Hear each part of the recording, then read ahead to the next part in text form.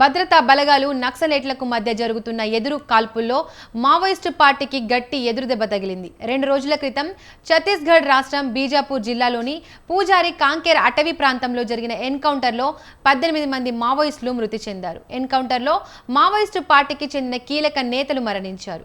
తెలంగాణ రాష్ట్ర కమిటీ కార్యదర్శి బడే చొక్కారావు అలియాస్ దామోదర్ మృతి చెందారు.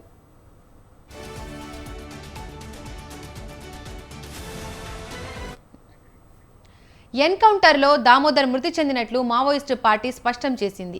మావోయిస్టు పార్టీ తెలంగాణ రాష్ట్ర కార్యదర్శి యాప నారాయణ అలియాస్ హరిభూషణ్ 2021లో కరోనాతో మృతి చెందడంతో అప్పటి నుండి హరిభూషణ్ బాధ్యతలను దామోదర్ నిర్వహిస్తున్నారు. తాజా ఎన్కౌంటర్లో దామోదర్ మృతి చెందడం మావోయిస్టు పార్టీకి గట్టి దెబ్బగా చెప్పవచ్చు.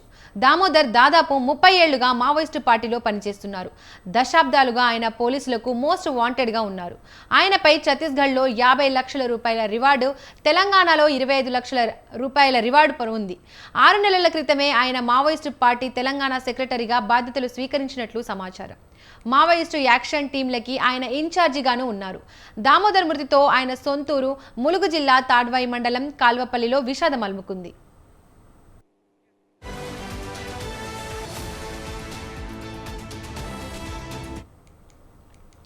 3 రోజుల క్రితం జరిగిన ఎన్కౌంటర్లో తొలుత 12 మంది మావోయిస్టులు మృతి చెందినట్లు పోలీసులు ప్రకటించారు. కాగా పోలీసుల ప్రకటనకు భిన్నమైన విషయాలను మావోయిస్టు పార్టీ వెల్లడించింది.